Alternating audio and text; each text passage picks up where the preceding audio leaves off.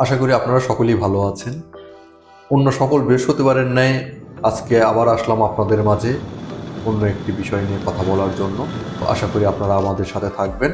আজকে আপনাদের সাথে যে বিষয় নিয়ে কথা বলবো, আমাদের দাঁতে ব্যথা কেন হয় এবং এর করণীয়, দাঁতে ব্যথা হলে আমাদের কি করণীয় আছে সেই বিষয় নিয়ে আজকে আপনাদের সাথে আমি কথা বলবো। আমাদের কাছে যে ম্যাক্সিমাম পেশেন্ট দাঁতে ব্যথা নিয়ে আসে, এটা আমি আমার আগের ভিডিওতে আপনাদেরকে বলেছি। তো তাই এই ভিডিওতে আমি বলবো যে আমাদের দাঁতে ব্যথা কেন হয় এবং দাঁতে ব্যথা হলে আমাদের করণীয়। দাঁতে ব্যথার কথা বলতে গেলে প্রথমেই যেটা বলতে হবে যে দাঁতে ব্যথার ধরনটা, দাঁতে ব্যথা যে হয় বা মুখে যে ব্যথাগুলো হয়, এই ব্যথাগুলো কেমন হয়। বিভিন্ন ধরনের ব্যথা হতে পারে। পেশেন্টদের মধ্যে কেউ এসে আমাদেরকে বলবেন যে একটা চাপ দেওয়া ব্যথা, মানে ব্যথাটা মনে হচ্ছে চাপ দিয়ে ধরে আছে কিন্তু ব্যথাটা যাচ্ছে না, অথবা 1 দিন 2 দিন 5 দিন 7 দিন যাবত ওই যে একটা চাপ দেওয়া ব্যথা, ওই ব্যথাটাই আছে, বেশিও হচ্ছে না আবার কমতেছেও না। এই ধরনের একটা ব্যথার কথা বলতে পারেন পেশেন্টরা আমাদের কাছে এসে। আবার এক ধরনের পেশেন্ট এসে বলেন টনটনা ব্যথা। টনটনা ব্যথা বলতে মানে ব্যথাটা তীক্ষ্ণ এবং সাথে ব্যথাটা মানে একবার ফিরে আসতেছে যাচ্ছে, মানে একটা পালস আছে, একটা রিদমিক ওয়েতে। আবার আরেক ধরনের লোক আছেন যারা এসে বলবেন তীব্র ব্যথা, কিন্তু ব্যথাটা সব সময়ের জন্য না। চাপ দিলে বা খাওয়ার সময় দাঁতে খুব প্রচন্ড ব্যথা লাগতেছে, কিন্তু অন্য সময় চুপচাপ বসে আছেন তখন হয়তো বা ব্যথা নাই। আবার আর এক চিনি আছেন যে না, সারা রাত ধরে এত তীব্র ব্যথা হয়েছে যে তিনি ঘুমাইতে পারেন। আবার কিছু লোক এসে বলবেন যে জ্বালা পড়া ব্যথা, মানে মনে হচ্ছে যে মুখটা আমার জ্বলে যাচ্ছে, এই ধরনের ব্যথা। এই ব্যথার ধরনগুলো বলার উদ্দেশ্য হচ্ছে কারণ প্রত্যেকটা ব্যথার আলাদা আলাদা যেমন বৈশিষ্ট্য আছে এবং প্রত্যেকটা ব্যথার আলাদা আলাদা কারণ আছে।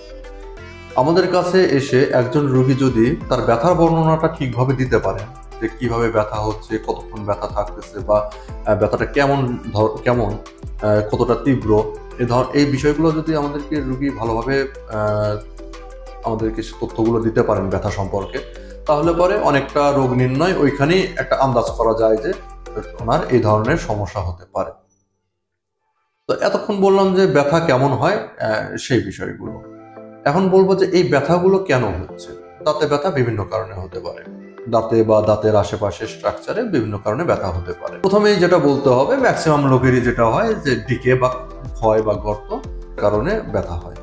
তো ডিকের কারণে যেটা ব্যথা হচ্ছে, এখানে আবার ব্যথা বিভিন্ন ধরনের হতে পারে, যে ওটাতে হচ্ছে যে হয়তোবা ব্যথা অল্প সময়ের জন্য থাকতেছে, আবার কোনোটাতে ব্যথা দীর্ঘ সময় ধরে থাকে। আবার হতে পারে যে হয়তোবা আঘাত লেগে দাঁতটা ক্র্যাক হয়ে গেছে বা ফেটে গেছে, তো সেখানটাতে হচ্ছে যে মাঝে মাঝে ব্যথা হচ্ছে, তীব্র ব্যথা হচ্ছে, এই ধরনের সমস্যা থাকতে পারে।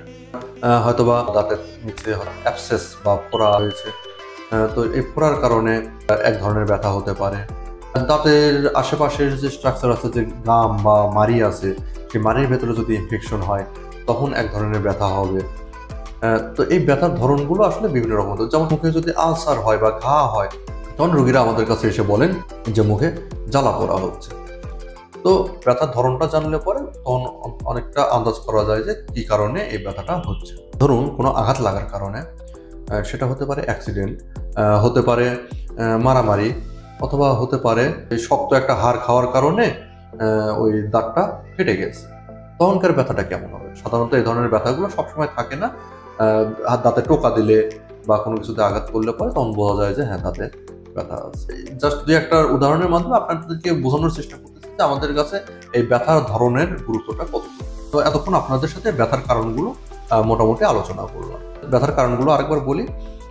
১ নাম্বার যদি বলা যায়, দাঁতে গর্ত, ক্ষয় বা ক্যারিজ যেটাই বলুন, সেটার কারণে ব্যথা হতে পারে। সেখানে খাবার আটকে যেতে পারে, সেখান থেকে ব্যথা হতে পারে।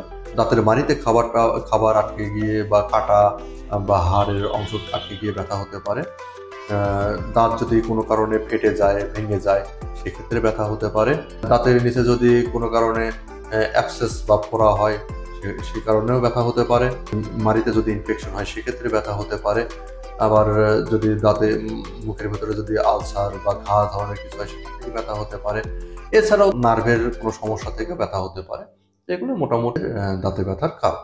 দাঁতে ব্যথা হতে পারে ২ ধরনের। এটা আগে আপনাদেরকে ক্লিয়ার করে নিই। সেটা হচ্ছে যে একটা ব্যথা যেটা আপনাদেরকে হয়তোবা ডাক্তারের শরণাপন্ন হতে হবে। আরেকটা ব্যথা হতে পারে যেখানে আপনাদের ডাক্তারের শরণাপন্ন না হলেও চলবে। এখন আপনাদেরকে বলবো যে এই ব্যথা হলে আপনাদের করণীয় কি। আমি আপনাদেরকে কিছু হোম রেমেডির কথা বলবো, যেগুলো আপনারা বাসায় ট্রাই করতে পারেন, এগুলো একটু চেষ্টা করে দেখতে পারেন। যদি ব্যথা কমে তাহলে তো ভালো, আর যদি না হয় তাহলে আপনাদেরকে অবশ্যই একজন দন্ত চিকিৎসকের কাছে যেতে হবে। অবশ্যই বাংলাদেশে হলে পরে বিডিগ্রিধারী হতে হবে, তাছাড়া অন্যান্যদের কাছে গিয়ে আসলে আপনাদের লাভের লাভ কিছু হবে না, বরং ক্ষতি হবে। বাসায় কি করতে পারেন সেটা বলতে গেলে আমাকে প্রথমেই যেটা বলতে হবে সেটা হচ্ছে যে লবণের কথা।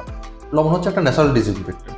যদি দেখেন যে কোনো কারণে মুখের ভেতরে কোনো ক্ষত হয়েছে বা একটু ব্যথা হচ্ছে বা কোনো সমস্যা মনে হচ্ছে, ডিসকমফোর্ট ফিল করলে পরে আপনি অবশ্যই এই কাজটা করতে পারেন। সেটা হচ্ছে যে 1 গ্লাস কুসুম গরম পানিতে 1 চামচ বা 2 চামচ লবণ মিশিয়ে নিয়ে আপনি কিছুক্ষণ এটা দিয়ে কুলিকুচি করতে পারেন।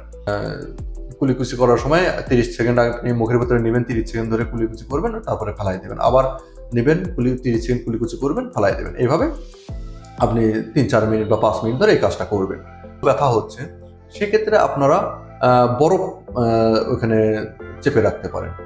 যেভাবেই হোক আপনারা বরফটাকে ধরে মুখের বাহিরে যেখানে ব্যথা হচ্ছে ঠিক সেই জায়গায় বরফটা ধরে রাখবেন, চাপা দিয়ে ধরে রাখবেন 15 থেকে 20 মিনিট সময়। যাদের ঠান্ডার সমস্যা আছে তাদের এটা করার দরকার নেই, যাদের ঠান্ডার সমস্যা নেই তারা এটা করতে পারেন। আপনারা এই দুইটা বিষয় বাসায় চেষ্টা করে দেখতে পারেন। এই দুইটা করে যদি আপনাদের ব্যথা কমে তাহলে তো কমে গেল, বা ভালো হলে ভালো হয়ে গেল।